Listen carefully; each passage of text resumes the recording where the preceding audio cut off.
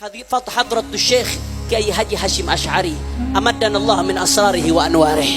Mudah-mudahan kita mendapatkan keberkahan Mbah Kiai Haji Hasyim Asy'ari. Beliau bukan hanya alim, wallah. Beliau bukan hanya alim, tapi ghayur. Bagaimana punya kecemburuan yang begitu besar terhadap agama, saudara.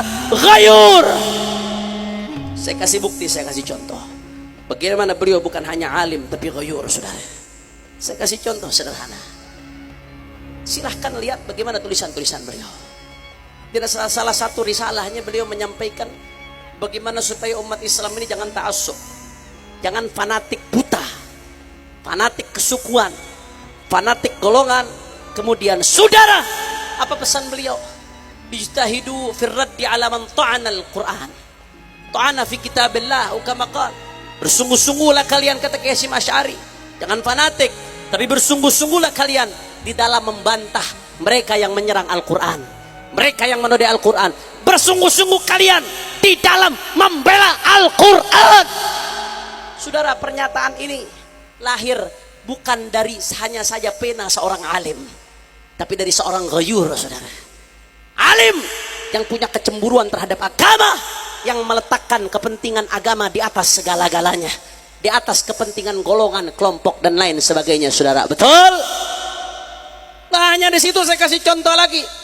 Kiai Hasyim Asy'ari, silakan Anda lihat muallafat karangan beliau di dalam kumpulan Ar-Risyadus Sari fi Majmu' Muallafat Syekh Hasyim Asy'ari. Bagaimana beliau tulis sebuah kitab yang judulnya At-Tanbihat Al-Wajibat liman yasna'ul maulid bil munkarat. Maulid itu bagus, maulid itu berkah, maulid itu tempat turunnya rahmat. Tapi saudara, beliau peringati jangan sekali-kali mencampur adukan maulid dengan kemunkaran, saudara. Bukan hanya ngajak maulid, tapi memperingati, saudara. Di antara yang beliau bahas apa? Jangan sampai di tengah-tengah maulid kita yang penuh rahmat Allah malah melakukan ikhtilat bainar rijal wan nisa.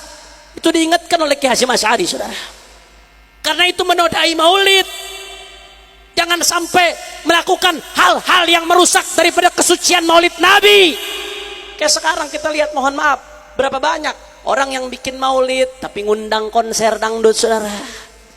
Bikin maulid, bikin khitan tapi ngundangnya dangdut. Khitan dapat pahala 1, ngundang dangdut dosanya 1000, saudara.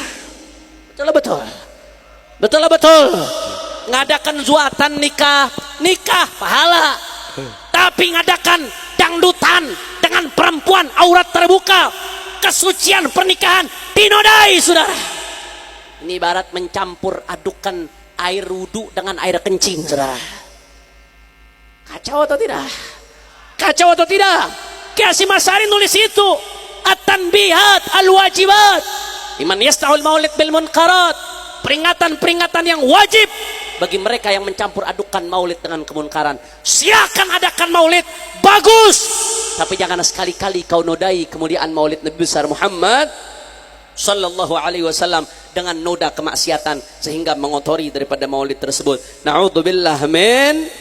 Saudara, apa yang dia sampaikan oleh Kiai Hasyim Asy'ari ini, tulisan beliau ini tidak lain dan tidak bukan, lahir bukan hanya dari ilmunya, saudara, tapi dari ghairah, dari kecemburuan beliau terhadap agama, kecemburuan beliau terhadap Rasulullah. Beliau nggak mau satu momen yang diperingati untuk Rasulullah harus menyakiti daripada hatinya Rasulullah dengan melanggar syariatnya Rasulullah. Ghairah. Mbah Hasyim Asy'ari bukan hanya alim, tapi punya ghairah, saudara. Nggak sampai di situ, puncaknya ghairah Kiai Hasyim Asy'ari, saudara. Ketika Belanda dan Inggris ingin kembali ke Indonesia, kembali menjajah setelah Indonesia menyatakan kemerdekaannya, Belanda, Inggris ini pengalaman perang dunia, peranjataannya lebih lengkap, peralatannya lebih lengkap. Mendengar Indonesia merdeka, Belanda nggak terima, pengen balik lagi, saudara. Akhirnya apa yang terjadi? Kiai Haji Hasyim Asy'ari pada saat itu mengeluarkan resolusi jihad bersama para alim ulama. Apa isinya resolusi jihad? Di dalamnya, saudara, beliau menyatakan yang intinya meninggal di dalam membela agama karena Allah Subhanahu wa taala adalah termasuk kategori syahid karena berjuang mempertahankan kemerdekaan Indonesia karena Allah Subhanahu wa taala, termasuk jihad fisabilillah.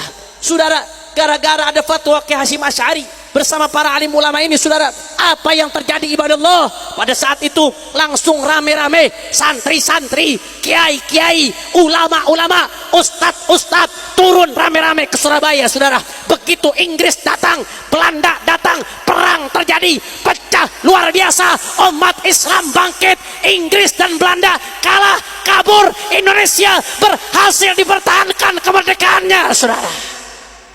Allahu Akbar, Allahu Akbar, Allahu Akbar. Saudara, wallahi kalau orang nggak punya ghirah nggak bakal mengeluarkan fatwa seperti ini, saudara. Kenapa demikian? Bayangkan kalau orang penuh perhitungan, hitungannya dunia, mau mengeluarkan fatwa seperti itu, mikir, wah kalau Inggris sama Belanda menang, saya mengeluarkan fatwa ini. Begitu mereka menang, saya yang dibunuh pertama, saudara. Betul lah, betul. Kalau nggak punya iman kuat, nggak punya ghirah terhadap agama, bangsa dan negara, nggak akan mengeluarkan fatwa itu, saudara. Ya, memang karena cinta negara salah satunya, tapi bukan itu puncaknya. Puncaknya ridha Allah yang dicari, saudara. Karena tidak mungkin seorang ulama mengorbankan nyawanya kecuali untuk mencari ridha Allah. Salah satu cara cari ridha Allah melalui berperang, berjihad melawan penjajah kufar, saudara. Masya Allah, ghirah. Kalau hanya ilmu saja nggak mungkin berani keluarkan fatwa seperti itu, saudara. Apa yang menyebabkan beliau mengeluarkan fatwa? Tidak lain dan tidak bukan ghirah, kecemburuan terhadap agama, kecemburuan terhadap negara. Tidak rela negaranya dijajah oleh kufar sehingga agama jadi injak-injak. Tidak rela kalau sampai umat Islam dijajah kembali, diperbudak oleh kufar, ibadallah. Alhamdulillah. Saya mau tanya, jawab yang kompak, orang Sampang, kalau begitu ghirahnya Mbah Hasyim Asy'ari besar atau tidak? Ghirahnya Ki Hasyim Asy'ari hebat atau tidak? Dahsyat atau tidak? Kalau begitu, kalau ada yang ngaku pengikut Ki Hasyim Asy'ari tapi tidak punya kecemburuan terhadap agama, bohong atau tidak? Dusta atau tidak? Mudah-mudahan kita dapat keberkahan beliau, insyaallah. Mudah-mudahan kita bisa mengikuti jejak langkah beliau, insyaallah. Mudah-mudahan kita betul-betul bisa mengikuti beliau zahiran wa batinan, hissan wa ma'nan.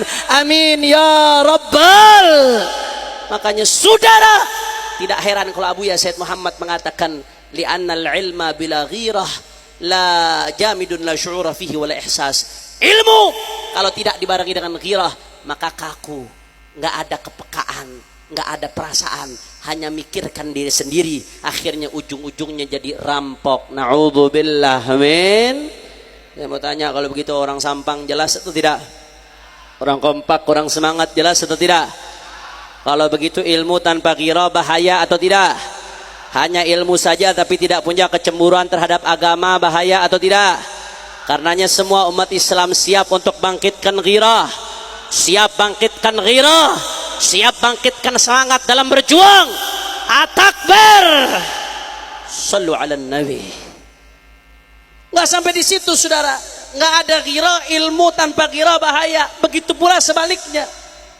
Kama annal ghairata wahdaha la tasluhu lil qiyadati wal riyadati wal irsyad. Kata Abu Ya Said Muhammad, sebagaimana orang kalau punya ghirah saja, hanya kecemburuan saja, akhirnya hanya semangat saja tanpa ilmu, maka nggak pantas untuk memimpin, saudara.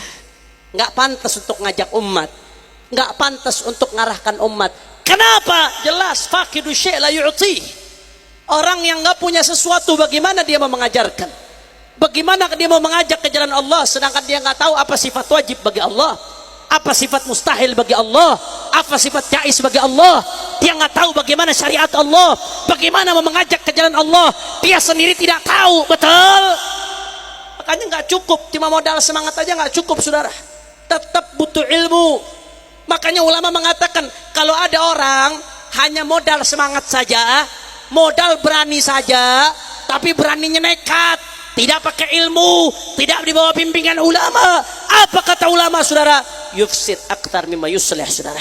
Lebih banyak merusak daripada memperbaiki. Mendingan diamlah yang begitu, saudara. Saya kasih contoh sederhana yang gampang, yang mudah, bagaimana bahayanya semangat tapi tanpa ilmu. Saya kasih contoh jihad, saudara. Saya mau tanya, jawab yang kompak. Siapa yang mewajibkan kita jihad? Kok takut-takut jawabnya? Siapa yang wajibkan kita jihad?